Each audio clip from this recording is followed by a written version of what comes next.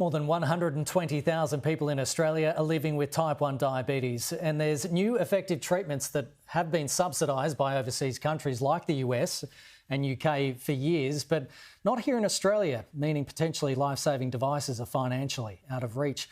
Will Goyder says the Omnipod has changed his life and is calling on the federal government to fund the $400 per month cost. Will joins me now. Will, so good to have you on the program. Thanks so much for your time. Can you describe... Thanks for having me, Kenny. No worries. Can you describe for us what life was like before the Omnipod? So life before the Omnipod for me meant a conventional insulin pump.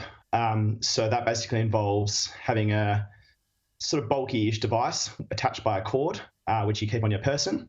And I was administering insulin using that. And for me, I'm a very active person. I love playing sport.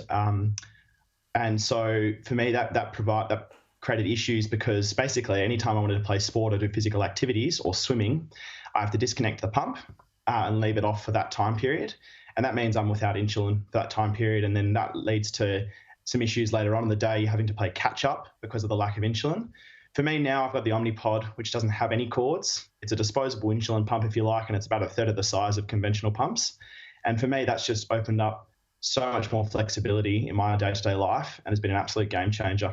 So the Omnipod, just describe what it is and how it works. It's a little device that straps to your skin and then it's automatic. The injections, is it through an app? Is that right?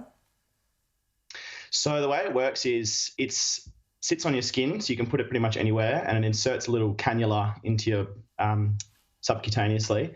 And then using a mobile device, you then administer the insulin as you need throughout the day. So there's a constant drip of insulin that you'll always have going in, and then you dose up for food and for other corrections for high blood sugar if you need. So basically, you don't have to worry as much about your insulin levels.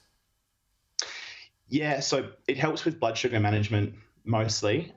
So the whole idea, we need insulin as a diabetic to regulate my blood sugar levels, which for non-diabetics, your pancreas does that automatically. So for me to have this device here that's a lot more subtle, a lot smaller, and using a mobile device to administer the insulin makes management a lot more simple. And it means I can have insulin all the time as opposed to having those gaps where I'm doing activities where I have to disconnect my insulin pump. So it means when I'm going swimming, when I'm doing exercise, I've always got insulin on board, which helps manage my blood sugar levels over the course of the day. This is not the first time I've spoken to someone about the Omnipod. I spoke to a gentleman who has a 5-year-old daughter who suffers from type 1 diabetes, and he couldn't work because he has to constantly monitor his daughter throughout the day. And it was just debilitating financially for him. I mean, that's a big issue as well for type 1 diabetes sufferers, isn't it? Absolutely. And that's part of the reason why we're making these calls for the Omnipod to be subsidised, because in my opinion, it just seems wrong that the best technology that leads to the best management, which reduces the burden on both the sufferer themselves, but also on the health system more generally. Type 1 diabetes, on average, reduces your life expectancy by about 15 years and can cause serious damage to your internal organs if it's not treated right. And with better management options like the Omnipod, which has made my management so much easier and fits around my life so much better, it's meant I can get great control over my blood sugar levels and in turn reduce the risks of those long-term health complications. But unfortunately, some of the best technology like the Omnipod and like some of the continuous glucose monitors, they're not funded by the government at the moment. And it means, like you said earlier, it's about a $420 a month cost for the Omnipod, about $400 a month for the sensors.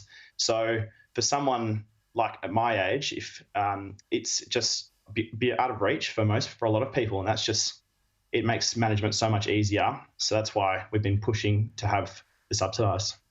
It's interesting, isn't it? Because, as I said earlier, countries like the UK and the US, it's subsidised over there and has been for a while now. Why do you think we are behind the ball on this? Unfortunately, Australia seems to be behind the ball when it comes to just diabetes technology generally. We're always sort of receiving it a long while after those in the UK and the USA. Unfortunately for type 1, it just often flies under the radar.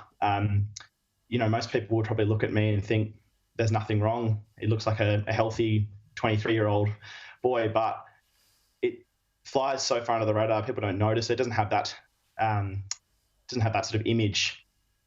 Whereas, and I think that's just part of the problem, that the awareness about type 1 diabetes is just there's such a lack of awareness out there. A lot of people, you mention type 1 diabetes and they go, oh, that's too much sugar, right? So I think it's about improving awareness. And to his credit, the outgoing health minister, Greg Hunt's has been a strong advocate for type 1, for better management for type 1. And the federal government did do some great work over the last few years in terms of access for continuous glucose monitors, but more work can certainly be done, especially for the Omnipod. Well, you're doing a great job increasing awareness. Will Goyder, thanks so much for your time today. Thanks for having me, Kenny.